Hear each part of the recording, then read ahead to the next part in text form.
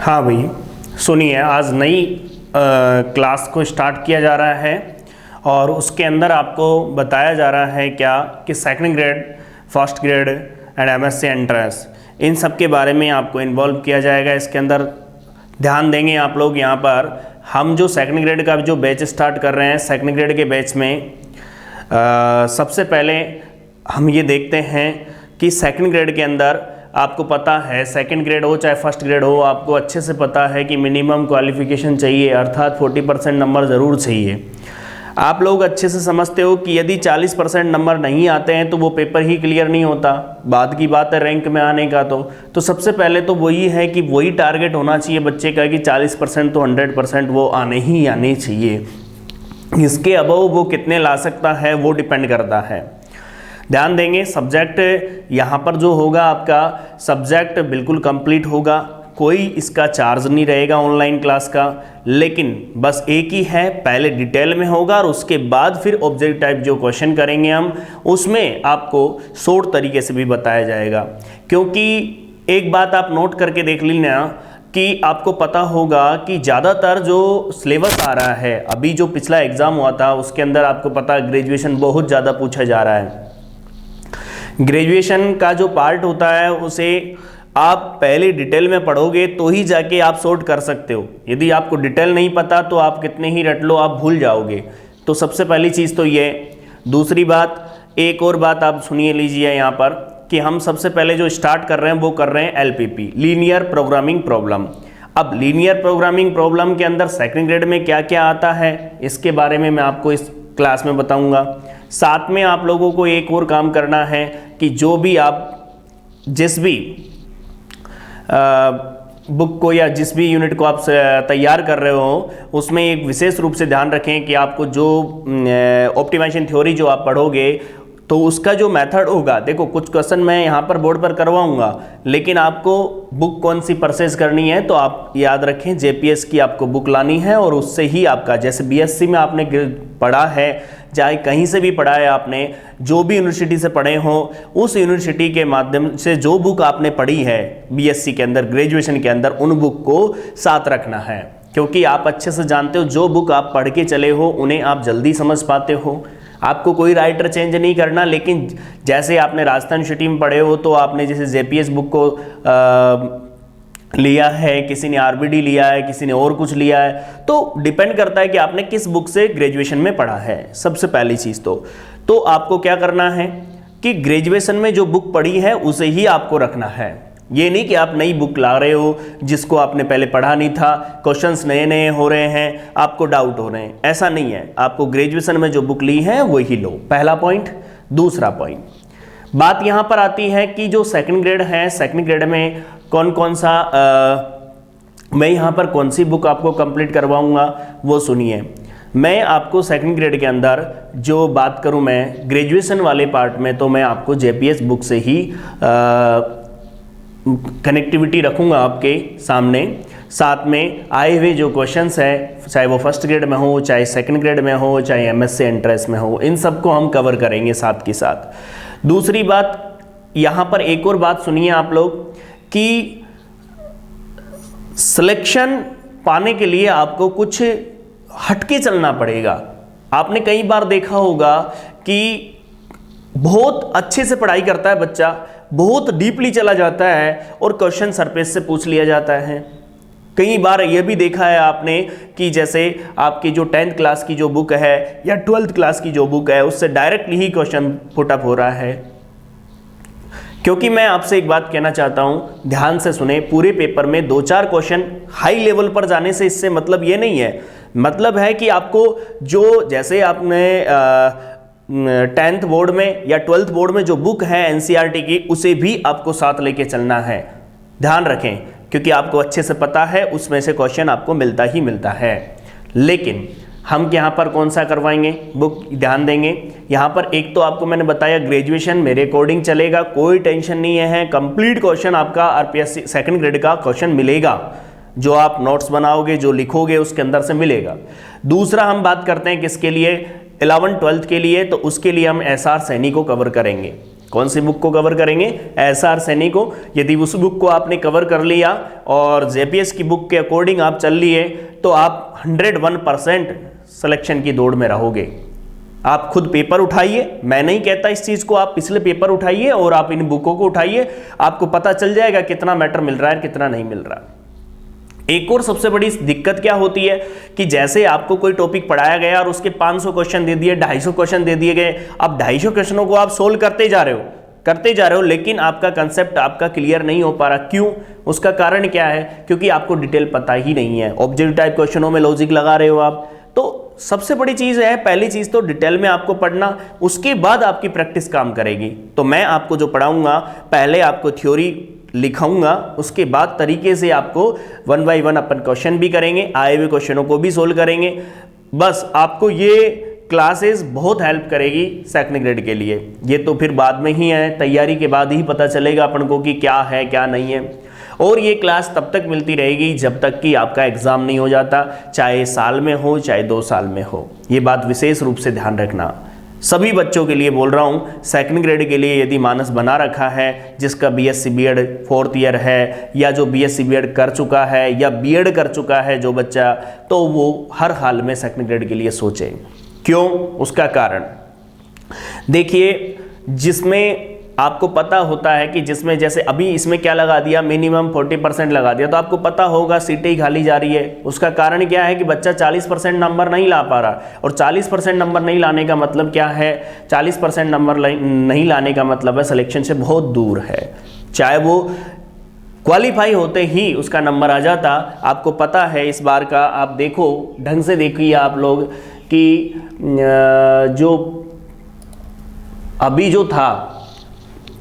अभी जो पेपर हुआ था उसके अंदर आप देखिए सीटें ही खाली चली गई। क्यों?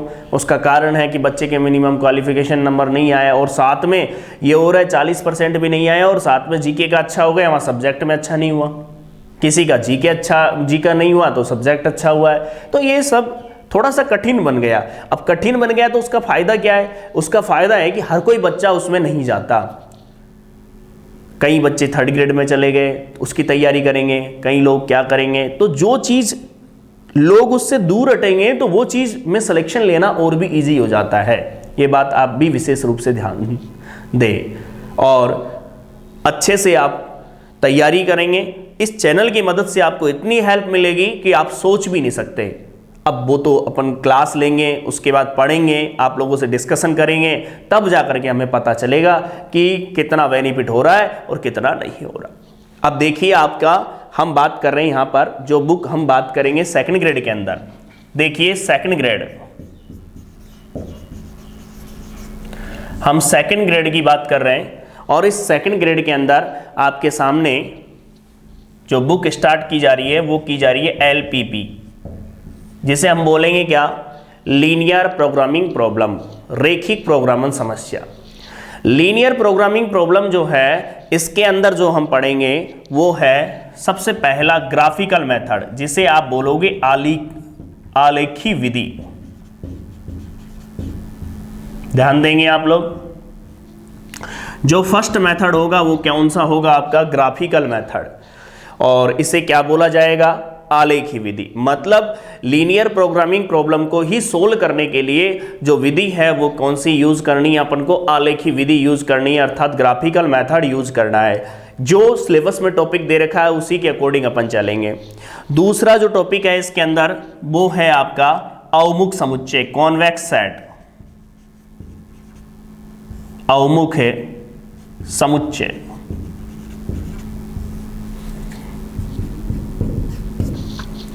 आप ध्यान देंगे, सेकंड वाला जो पॉइंट है वो कौन सा है? आपका कॉन्वेक्स सेट अर्थात अवमुख समुच्चय। फर्स्ट है आपका आलेखी विधि, दूसरा है कॉन्वेक्स सेट, अवमुख समुच्चय, तीसरा है आपका सिंप्लेक्स मेथड, सिंप्लेक्स विधि, ये भी आपके सिलेबस में है। और चौथा है आपका नियतन समस्या,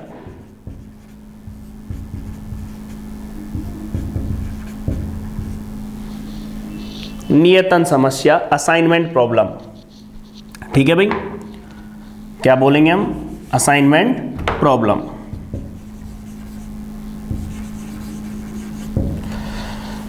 प्रॉब्लम्स। पांचवा जो है वो है ट्रांसपोर्टेशन, परिवहन समस्या। अब आप ध्यान देंगे और समझेंगे। इन पांचों टॉपिकों को आपको कवर करना है सेकंड ग्रेड के अंदर। जो आपका आलेखी विधि है, इसके माध्यम से क्वेश्चन पूछ लिया जाता है, कॉन्वेक्स सेट से रिलेटेड है, सिंप्लेक्स विधि से है, और असाइनमेंट है और ट्रांसपोर्टेशन है।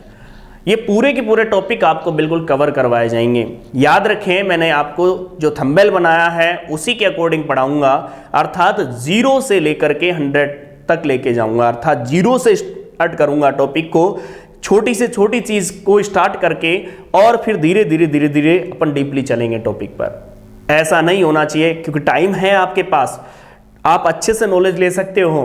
कई बार आप देखना, आप बड़ी कोचिंगों में जाके बैठ जाते हो और उसके बाद क्या होता है, उसके बाद आपका बेस तो क्लियर ही नहीं है और आपको क्या है, फटाफट क्वेश्चन समझाए जाते हैं, क्वेश्चन करते हो आप। तो कुछ जो बच्चे हैं, जो ट्रेंड है, या जो बच्चे पहले से पढ़े हुए हैं, या उनके कंसेप्ट क्लियर है, उनकी दौड़ में आप नहीं रहते। ये जो चैनल है वो आपको उन बच्चों के लिए तैयार करेगा जो बच्चे अभी कुछ नहीं है, उनका बेस बिल्कुल ही कमजोर है, वो कुछ नहीं आता, केवल और केवल कितना 12th पढ़ा हुआ मान सकते हैं अपन। समझ रहे हो मैं क्या बोलना चाह रहा हूं? मैं एक एक चीज आपको 0 से स्टार्ट करूंगा, धीरे धीरे धीरे धीरे ये जो लेक्चर बनेंगे वो आपको कंप्लीट कोर्स प्रोवाइड करेंगे। ध्यान रखना इस बात को, जिसे हम बोले तो फाउंडेशन के नाम से आपको बोला गया है, ठीक है। और एक बात मैं आपको अच्छे से बता सकता हूं, अच्छे से ध्यान रखना कि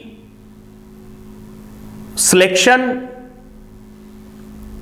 तभी होता है जब कुछ अलग हटके चलें। ध्यान रखना इस बात को।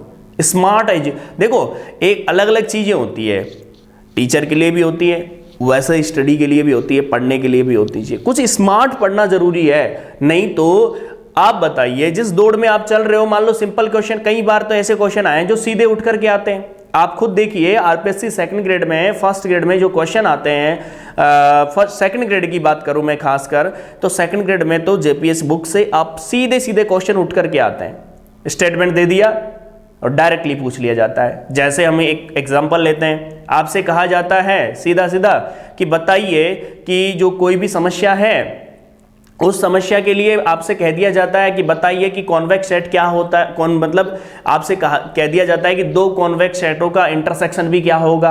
अब बताइए, एक बात बताइए, ये क्या होगा, इसको सोल्व करोगे? सोल्व नहीं करना, जो आपको रिजल्ट लिखाए जाते हैं वो पढ़ने होते हैं।